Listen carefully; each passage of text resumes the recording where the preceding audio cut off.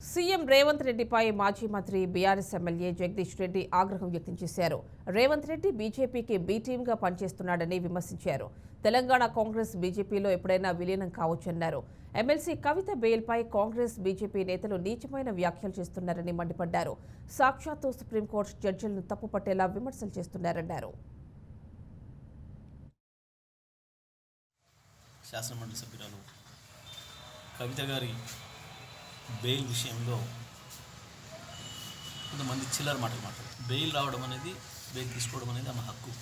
ఆ బెయిల్ పైన కొంతమంది బాధ్యతల్లో ఉన్న వాళ్ళు కూడా సోయిలు కూడా మాట్లాడుతున్నారు. ఒకవైపు బీజేపీ నుంచి కావచ్చు, ఇంకోవైపు కాంగ్రెస్ నుంచి కావచ్చు. కోర్టును తప్పుపట్టే పద్ధతుల్లో, సుప్రీంకోర్టునే తప్పుపట్టే పద్ధతుల్లో వాళ్ళ తెలివి తక్కువతనాన్ని, వాళ్ళ మూర్ఖత్వాన్ని బయటపెట్టుకుంటున్నారు. వాస్తవానికి ఈ కేసు విషయంలో మేము మొదటి నుంచి కూడా చెప్పినాం, ఇది ఇంత నిరాధారమైన కేసు. అసలు ఎక్కడ ఎటువంటి నేరమే జరగలేదు, తప్పే జరగలేదు. కేవలం ఒక బీజేపీ ఎంపీ చేసిన ఆరోపణలు తీసుకొని సిబిఐ ఈడీలు ఒక చెత్త కేసు నమోదు చేసినాయి.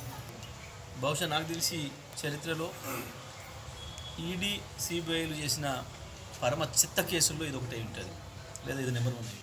ఎక్కడ ఏ చిన్న ఆధారం లేకుండా, ఎక్కడ ₹1 మాది నష్టం జరిగింది అని ఎవరు కాంప్లైంట్ ఇవ్వకుండా, మా డబ్బులు ఏదో బ్యాంకుల నుంచి ఎవరో తీసుకుంటారని ఇంకోరు చెప్పకుండా, లేదా ఎటువంటి నగదు దొరకకుండా, ఈ పలానా బ్యాంక్ నుంచి పలానా బ్యాంక్కి ఏదైనా అక్రమంగా ట్రాన్స్ఫర్ అయిందనే ఒక ఆధారం లేకుండా, ఏది లేకుండా మూపబడ్డ కేసు.